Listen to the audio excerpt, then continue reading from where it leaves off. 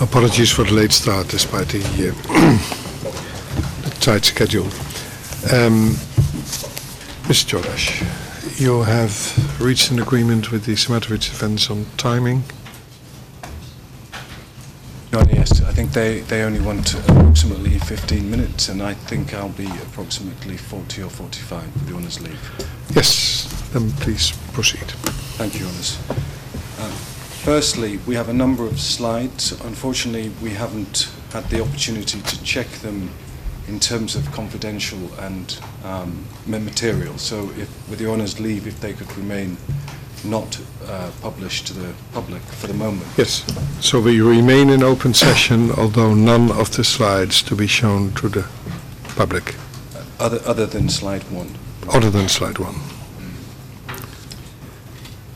Your Honours, the differences in approach taken by the prosecution and the Stanišić defence with regard to this case may be summed up in a very simple phrase.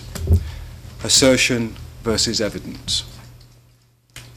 Taking as our starting point the prosecution's closing on Tuesday, that is the theme of this reply. As we noted yesterday, we, the defence, believe we have addressed all the salient evidence in our final brief and in our closing remarks of yesterday. We have sought to address each and every piece, good or bad, and offered reasonable explanations that stand as a rebuttal of the prosecution case on the vital issues.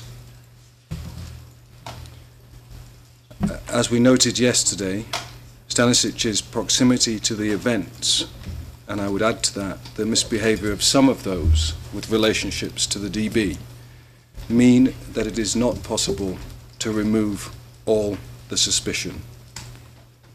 But we do not have to. That is not sufficient to convict Mr. Stanišić.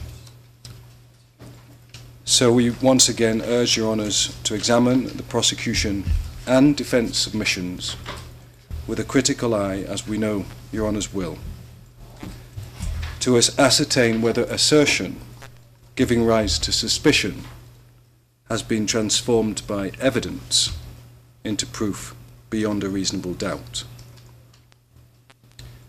Unfortunately, in a case this voluminous and complex, that distinction may be easily blurred, especially in the hands of a skillful and determined prosecution.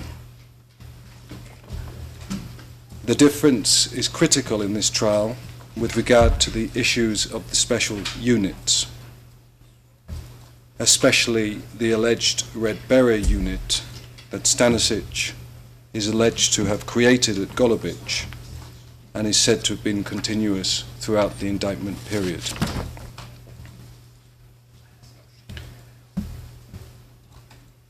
The case of that alleged continuous unit revolves around both prosecution and defence assertions. We urge you to find both insufficient and look carefully at the evidence. This is vital if the law is to be respected, especially concerning joint criminal enterprise and the tools test. If I may just explain why we take that view. The prosecution relies upon a volume of statements within personnel files, wherein men claim they were in a unit since May 1991. The prosecution claim they are entitled to adduce any number of new direct perpetrators at any time without consequence. And further, to allow the defence to assert, as we have, that they are direct perpetrators, and without illuminating Your Honours as to whether that's correct. And to allow Your Honours to rule that the defence are being speculative without correcting that position. Only now are the prosecution willing to confirm that these men are relied upon as direct perpetrators.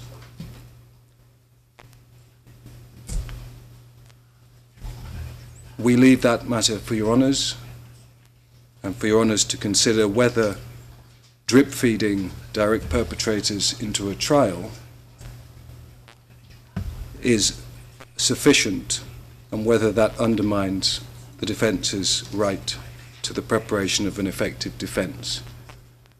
What the pre-trial chamber said, or what your honour said at the beginning of the trial, before the drip feeding of these direct perpetrators into the trial, is one thing. Another thing is what your honours will need to decide when looking at that issue now, at the end of a long and complex trial.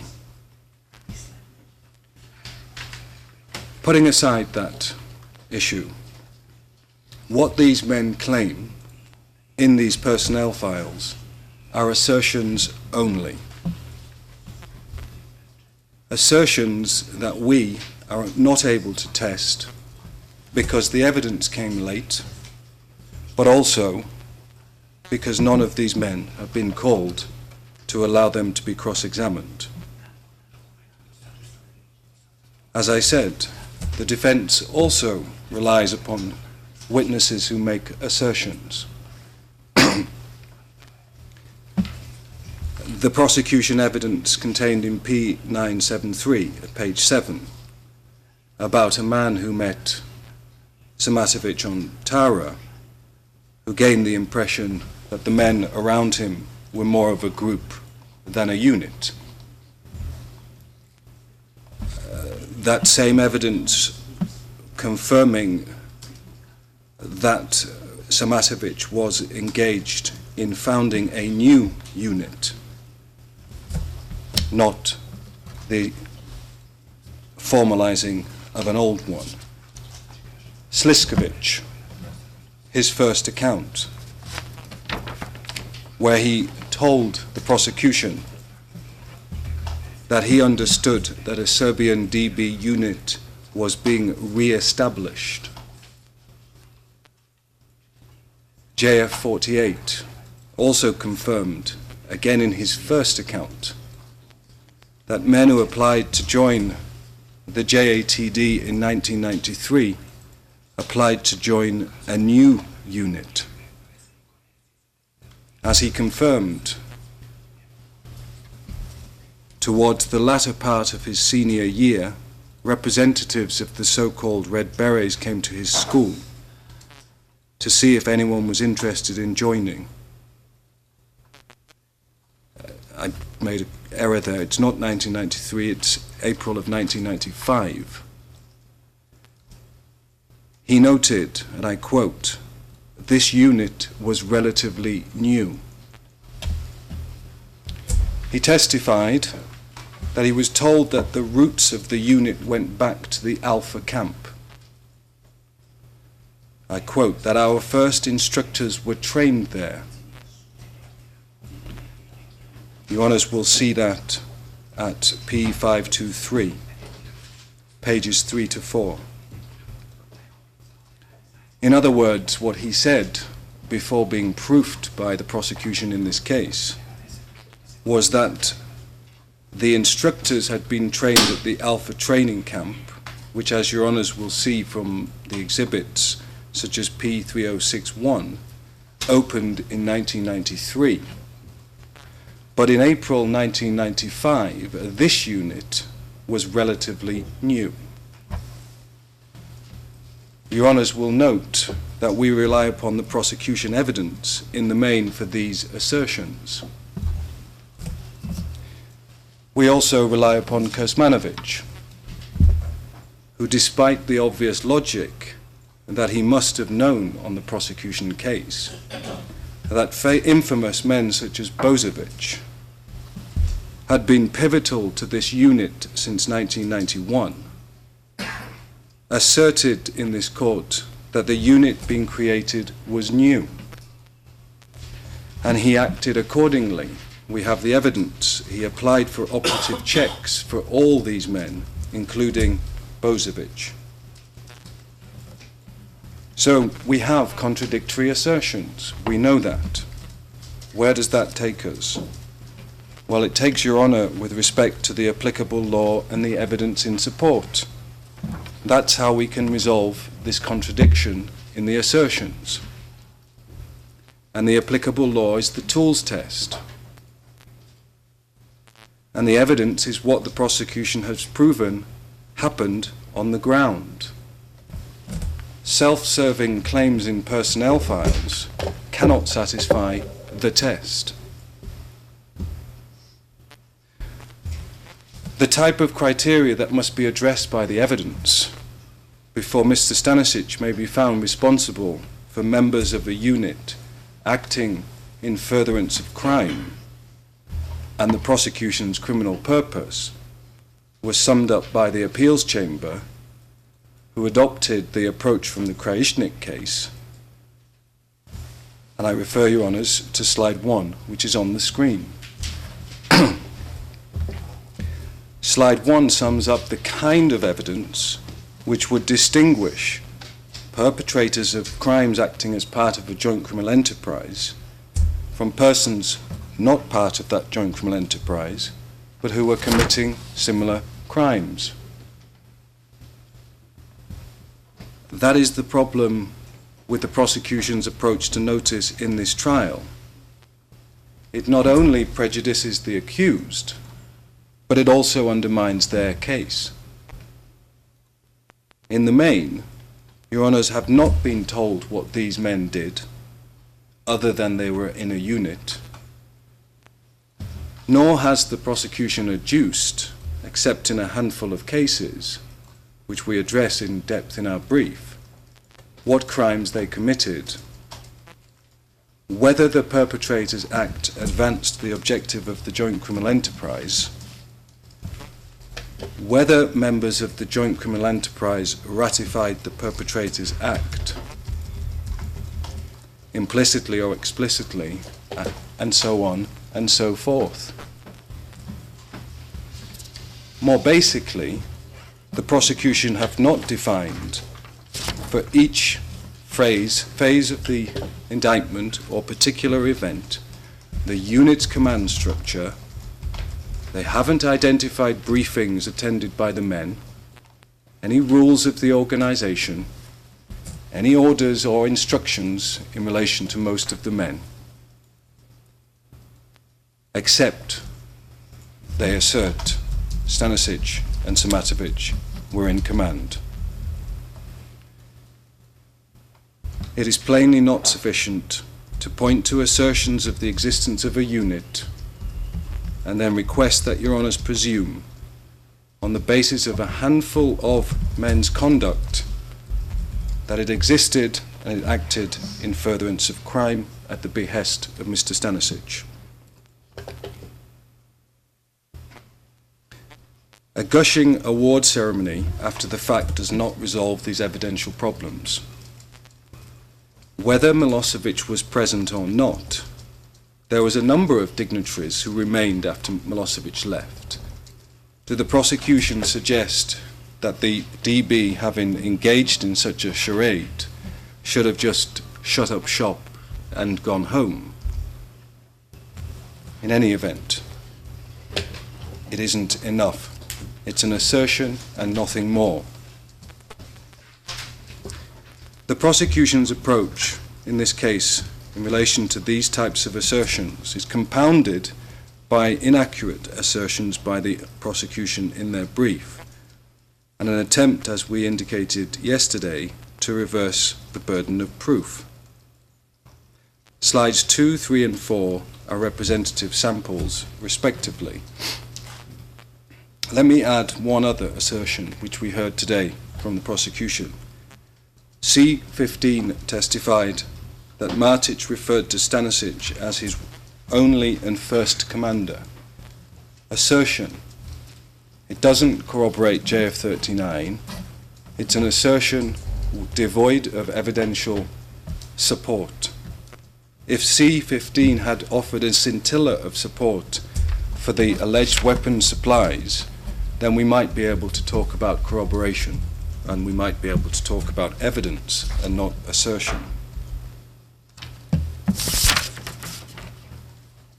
Slide 5 sums up aspects of the prosecution oral closing that we want to deal with in this reply. We shall follow the structure you want to see on the screen. We shall once again demonstrate that the prosecution's approach remains limited to proffering assertions, not evidence, and unreliable assertions at that. Slide 6. The prosecution allege at transcript 20181 that the relationship between the accused was a close relationship of cooperation and trust during the indictment period. It is the most important relationship among JCE members in this case. Slide 6 enumerates the evidence that the prosecution alleges amounts to tremendous support for this thesis. As we can see, it exists, or it amounts to witnesses' impressions. It is also, as your honours can see, limited to the 3 witnesses whose evidence relates to 1991 in the main. Assertion, not evidence. We submit each salient event or alleged use of direct perpetrators must be looked at on a case-by-case basis to see what Stanisic's relationship to Simatović was at that time. Whether the evidence shows Stanišić was involved and whether he procured Simatović, this on a case-by-case basis. Slide 7, the relationship between Stanišić and Badger.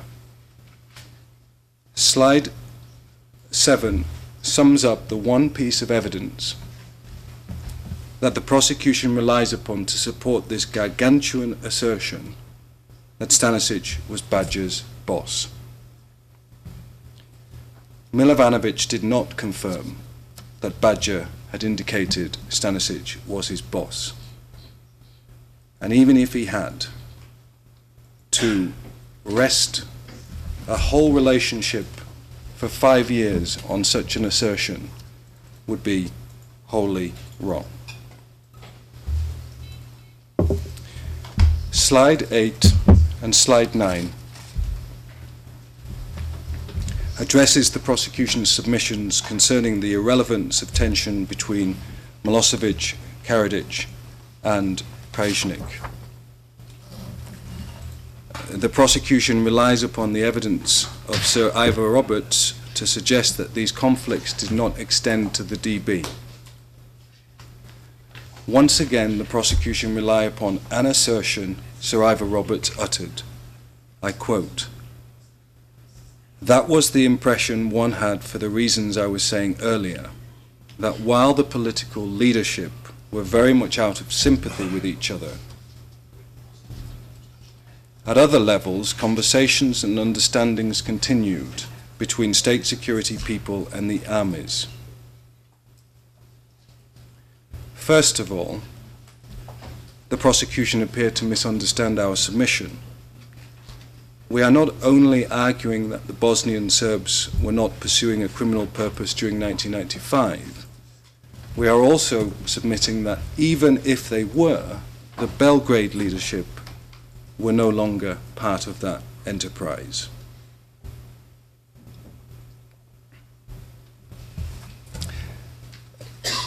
Further, if one looks at what Sir Ivor Roberts says, he says that he had an impression that conversations and understandings continued between the state security people.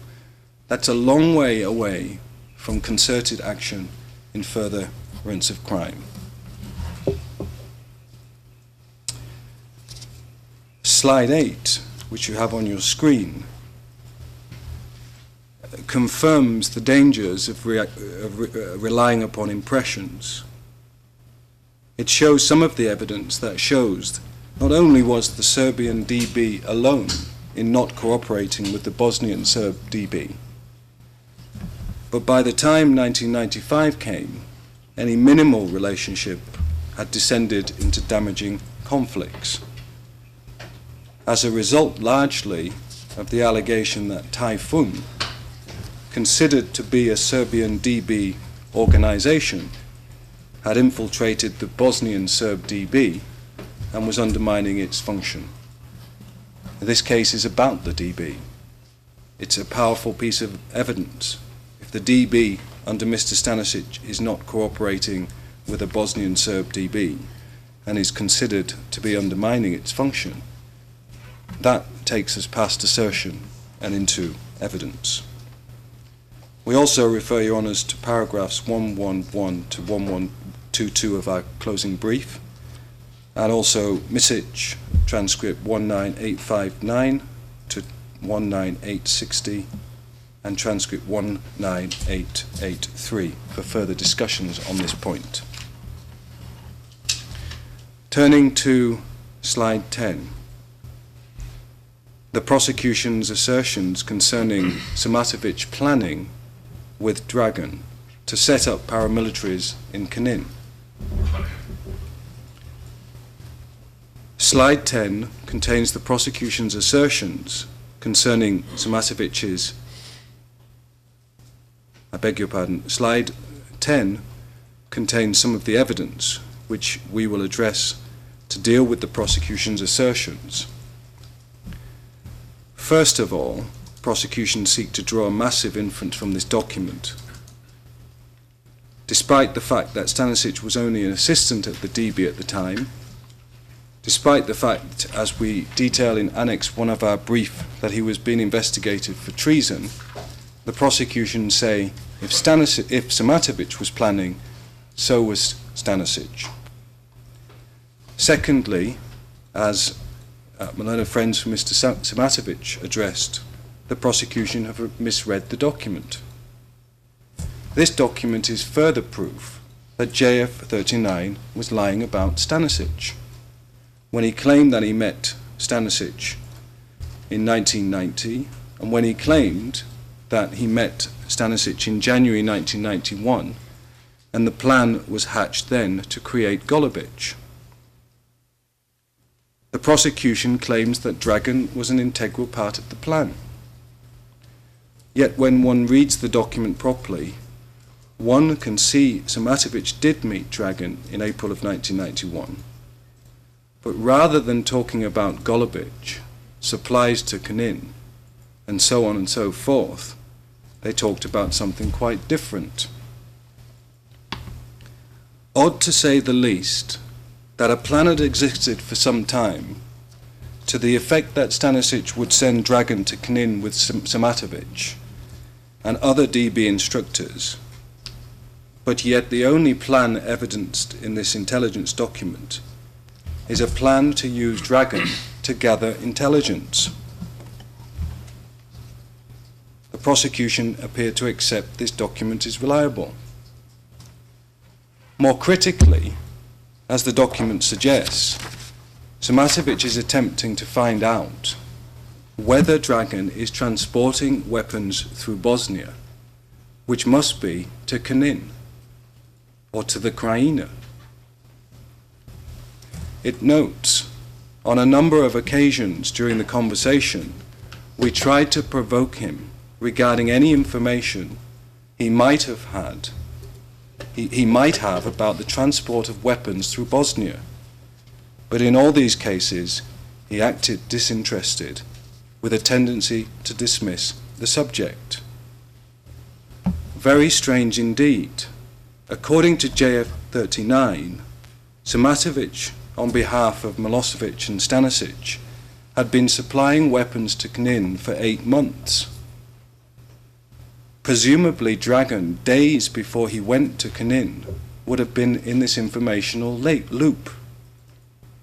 After all, this was a plan to create paramilitary forces which required weapons for Captain Dragan's Golubic camp. And yet, conversely, the DB appears to be concerned about Dragon supplying weapons through Bosnia. A curious lack of coordination for the prosecution's elaborate DB plan.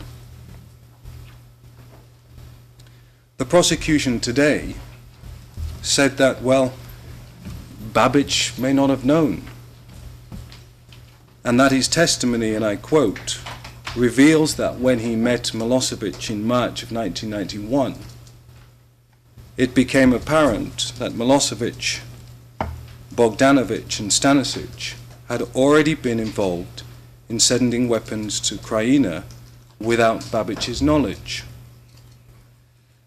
But an examination of the relevant exhibit, P1878, page 153 to 154, Babic's testimony, shows that what Babic was unaware of was 500 pieces of weapons which had been sent to Banja. Not the Serbian MUP trucks, not the Stanišić coordination, not thousands of pieces of weapons which the prosecution case alleges, but 500 weapons to Banja, and no Stanišić in that equation.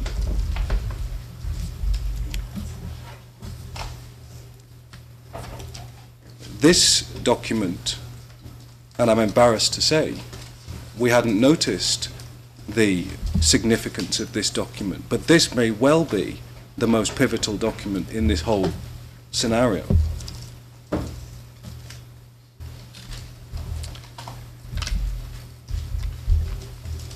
If we can turn to slide 11, please. And it deals with an assertion, just moving on to another subject.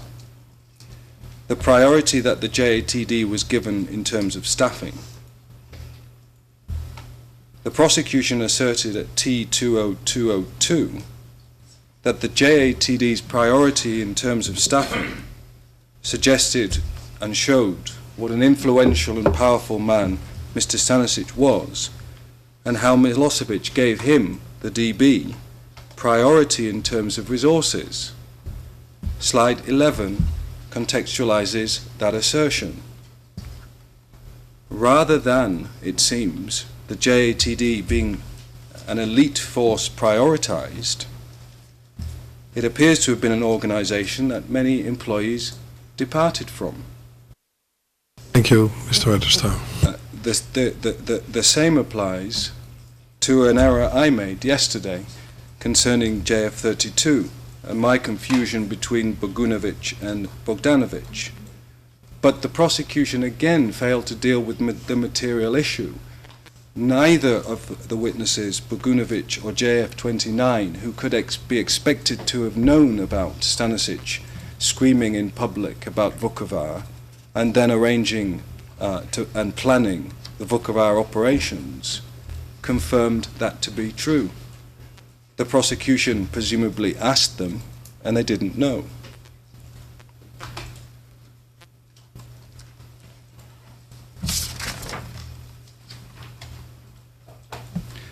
Moving on to slide 13, and I want to deal very briefly with the prosecution's changing account to Stanishic's alleged command of Arkan. As we understood the prosecution case from the outset of this trial, and that has been maintained throughout until 2 days ago, Stanišić was Arkan's direct commander. And as slide 13 shows, taken from the prosecution's closing, that case has shifted. Now they want Your Honours to accept, having failed to produce a single piece of evidence of Stanišić meeting or communicating with Arkan throughout the whole indictment period, that his liability can rest on the fact that Stanišić knew what was happening in SPWS, that Arkan and Badger cooperated closely, and that Stanišić cooperated with other JCE members, and that Stanišić was in charge of Kostic and Kojic. A very different case indeed from that we started off with and have had to struggle with for the last 3 years. A classic case we submit of moulding the case, a classic case of insufficiency of evidence, and a textbook example of attempting to attribute guilt by association.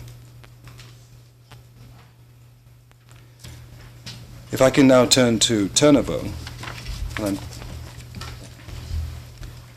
slide 14 contains a summary of the steps we submit the prosecution must take to make a finding or establish a finding with regard to the killing of these unfortunate victims. We hope Your Honours will find it useful. It's to show the impoverishment of the proposition that an association with Kojic or an employment relationship with Kojic is sufficient to show that these security men of Medic's were under Stanisić's control. The prosecution rely upon Kovac, who is only one of two witnesses, JF29 being the other, who claim Mijović was in command at the time. As Your Honours will see in the third column, JF29 conceded that he was not certain on a different occasion. By the time he arrived in this courtroom, his version was somewhat different. With regard to Kovac, the prosecution accept he needs corroboration. I think yesterday I referred to Kovacevic by mistake, but I was referring to Kovac. We submit that the problem of Kovac, rightly identified by the prosecution, extends to Mladic and all evidence from the RS senior leadership. Slide 15 sums up further evidence of the unreliability of Kovac and Mladic, as well as providing further evidence of the lack of concerted action of the Serbian DB as an institution and the Bosnian Serb leadership. Slide 16 sums up the steps that the prosecution must take to establish Mr. Stanisić's liability for Arkan's men, including his alleged financing of the Sanski Most operation. Your Honours will note that the prosecution have only identified 8 of 300 to 400 of Arkan's men being paid per diems. This does not suggest Stanisić's support or the DB's institutional support. On the contrary, it must show that these payments are more personal.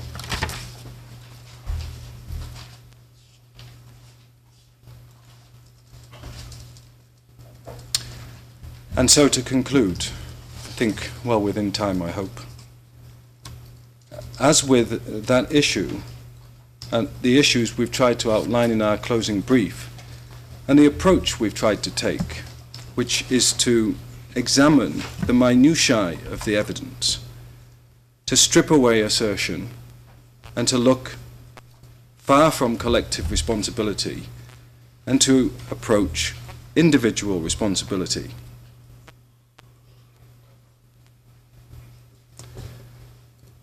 The prosecution's attempt to turn this trial into a morality play must fail. Motive is not intent.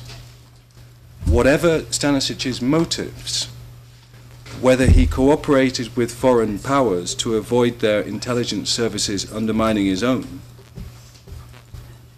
whatever his motives were in relation to a number of acts, many of which are in our brief but are in the annex which deals with mens rea and mitigation,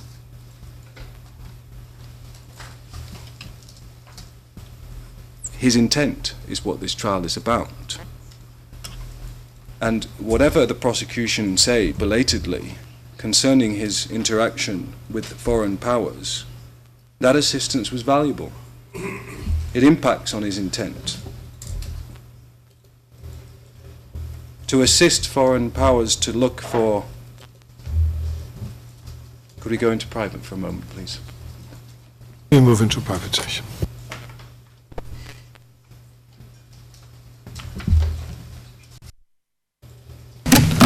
Your Honor, we're back in open session. Thank you. Thank you, Mr. Register. And as for the belated suggestion that if Mr. Stanišić had turned his undoubted character to assisting, we say this: one man can only do so much. It's difficult to point to any of the Serb leadership who did what he did. We submit that should be the framework for Your Honour's consideration. We're grateful to Your Honours for the time, and we leave the case in your capable hands, and thank you. Thank you, Mr. Jolash. Mr. Bakrac. Hvala, časni sude. Thank you, Your Honor. Časni sude, ja ću biti vrlo kratak. Your Honors, I will be very brief and I will address only some of the remarks presented by Ms. Marcus. On page 47 of today's live note, our learned friend says concerning our closing remarks that it is simply unbelievable when you see the video from the ceremony in Kula for someone to hug a person he claims he had no contact with ever. The defense never claimed in these proceedings that there had been no contacts between Captain Dragan and Franko Simatović. A lot of evidence has been led in this trial, and the defense accepts it, that Captain Dragan and Mr. Simatović had at least 2 months when they were in Krajina together in the area of Knin and Golubic in 1991. What the defense denied in its closing remarks is the nature of that relationship. Franko Simatović and Captain Dragan never had the relationship of members of a joint criminal enterprise who worked together in pursuit of a certain goal. I would like to draw the trial chamber's attention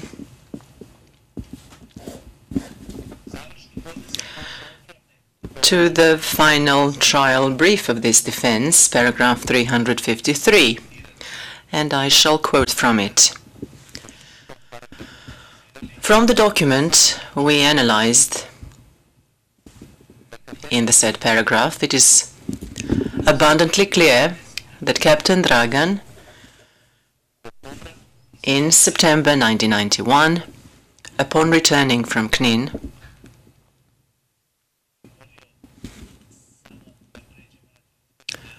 could we just briefly go into private session for me to mention a name?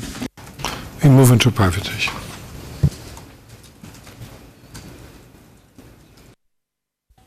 Your Honors, we're back in open session. Thank you. Thank you, Mr. Register. Ja se izvinjam, časni sude, kada... I apologize, Your Honor. Now, when we are very comfortable with time, I am in a hurry, and it's obvious that we will conclude even before time. The next thing my learned friend cites is Exhibit P693 as the only intercept involving Radovan Karadzic. And from this intercept, my learned friend makes the miraculous conclusion that Radovan Karadzic and Simatović knew each other, they were close, and they were working on a joint project. I will agree that Radovan Karadzic and Franko Simatović knew each other.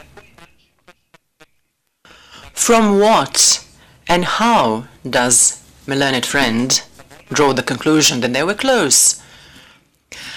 I kindly ask the trial chamber again to look at this intercept carefully, P693, and analyze it from beginning to end. It is also possible and desirable to analyze the BCS version. What is really important and obvious is that Franko Simatović is addressing Radovan Karadzic as Mr. Karadzic. They are not on first name terms. What is important is that when Kertes is passing the receiver to Simatović, Radovan Karadzic asks, "Who is this?" He doesn't recognize the voice. It certainly casts no less than a reasonable doubt on the assertion that they were close. I would appreciate it if I could get an explanation from a learned friend how and where she reads from the intercept that they were working on a common project. That is really not evident from the conversation. The fact that the prosecution believes that acquaintanceship is a sufficient test for proving that somebody is involved in a joint criminal enterprise, then the defense is simply defenseless. My learned friend also mentioned a meeting related to the Operation Udar that Ratko Mladić noted in his diary. My colleague, Mr. Petrović, spoke about that in his closing remarks.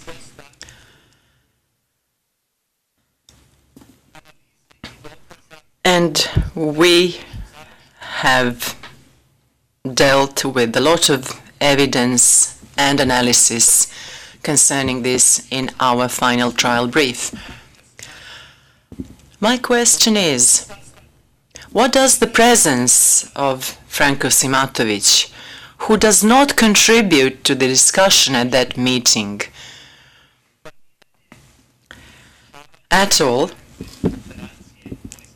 mean, and how does it incriminate him or indicate that he was involved in some planning or operation of the VJ? Is it really strange that a certain time after a lot of shells landed in the area of Bajina Bašta in the Republic of Serbia, that an intelligence officer of the state security sector of the Republic of Serbia has come to familiarize himself with the situation, to assess how serious the threat is to the territory of Serbia and the state of Serbia. It is quite clear from that entry that he was not making any suggestions, that he was not participating in the planning of any actions or operations, and indeed that he did not say a word. Isn't it logical and normal to any reasonable trier of fact that an intelligence agent of the State Security Service is displaying interest in a situation that could pose a threat to his state? Is that really evidence of a joint criminal enterprise, his presence at that meeting? The only meeting. I repeat, we have put forward a wealth of evidence that explained the entire Operation Udar, who planned, what they planned. The learned friend also adds concerning this operation that Franco Simatović, together with the Red Berets, participated in these operations around Bajina Bašta. I kindly ask you to move into private session very briefly. We move briefly into private session.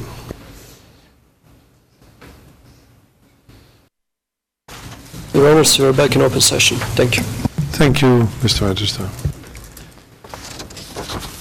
Časni sude, i na samom kraju Your Honors, and towards the very end, the learned friend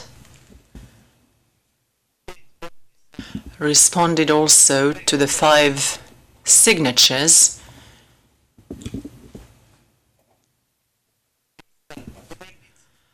on over 50 pay lists for per diems. Perhaps we and the prosecution did not really understand one another well. It doesn't matter whether somebody in the hierarchy above or below somebody signs for another person, although it is unusual for a superior to sign for a subordinate. This is about something else. My colleague, Mr. Petrović, asked the trial chamber to consider why in an internal document from 1994 and 1995, a document addressed to the 8th administration of the same State Security Service, made in real time, why would it be a problem to write on those 5 pay lists Commander Franco Simatović, and for Simatović to sign that? The only realistic conclusion is that's because Franco Simatović was not commander of that unit. Why do we see Deputy Commander Radonjić? We explained through numerous evidence, including the job staff specification, which shows that the commander of the unit did not exist, that Radonjić, as deputy commander, was the highest in rank. We would like to recall that it was a special organizational unit in the State Security Service. When Simatović signed for Radonjić, he was a special advisor in the state security sector. And it was precisely because it was not the same organizational unit, Franco Simatović, as special advisor, signs for the deputy commander, not because one of them was superior to the other.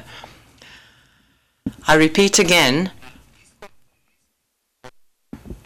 why would it have been a problem to write in a 10-page pay list commander of the unit Franco Simatović, if that had been the case? At that time, there was absolutely no indication that there would be any proceedings before this court. It was an internal document of the State Security Service. Your Honors, I ask you kindly to consider all the arguments provided in our final trial brief and in our closing remarks and our response to the rebuttal of the prosecution. Thank you very much for the time you granted us and for listening to our remarks. Thank you, Mr. Bakac. Časni sude, Your Honors, with your leave, just one point to clarify something Your Honors asked during our presentation. On page 31, relating to our final brief, pages 1058 and 1059, you should understand that our defense was dealing with the alleged planning of the Operation Oder. In those paragraphs, you will find our position concerning the planning of that operation. That is a clarification of what we have said in our closing remarks today. Thank you. I saw that especially in 1059, paragraph 1059, that it was about planning and preparation. I raised the matter because the word UDA was not in any language referred to in those paragraphs and neither in the preceding paragraph. But thank you for your clarification. Before we conclude, Mr. Bakrac, P693, you asked our specific attention for the original version, which of course we have some difficulties in reading, where in the telephone conversation between Mr. Simatović and Mr. Karadzic, you said Mr. Karadzic was addressed as Mr. Now, what we find in the translation is that he is twice addressed as Doctor. Do you intend to say that the translation is wrong? Then we should ask for a review of the translation, or were you referring to the use at two occasions of the word doctor, or is there anything else? May the interpreter say something before Mr. Bakrac replies? I beg your pardon. The interpreters asked whether they could say something before you respond to what I just asked. The interpreters have an opportunity to say whatever they want to say. Your Honours, we interpreted this as Mr. to indicate that they were not on first name terms. The word used by Mr. Bakrac was in fact that they were addressing each other as V, which is the equivalent of vous in French. So it is the use of the more polite form, if I could say it in English it's very difficult to explain. In the French you would say that they were vous voyez in not and not tutoyer. That is meaning the plural form and not the singular form, which is used in some languages as an expression of respect and distance rather than being closer to other persons. Časni sude, ja znam. Your Honours, I know that what I'm going to say will have no probative value whatsoever, but in the Serbian language, when you don't know somebody well, you also use vous. When you are closer with somebody, you would address them as ti, like tu in French. On the record, of course, the Chamber will consider these observations in the context of the entirety of the conversation. Then, this having been clarified, if the parties agree on the use of this form in the language, I don't think that we have to do anything with it. Then this concludes the closing arguments of the parties. Now, there are still a few pending matters which, in all likelihood, would not require any further hearing. Of course, that can be different. You never know. But as far as we can foresee now, there'll be no further hearings. The Chamber would like to express its appreciation for the often very practical and the very cooperative attitude the parties have shown, especially when the Chamber asked for the assistance of the parties. And I can assure you that all three judges are convinced that the parties play a vital role in this kind of proceedings. Therefore, we adjourn, as it is said in Latin, sine die, without a new date.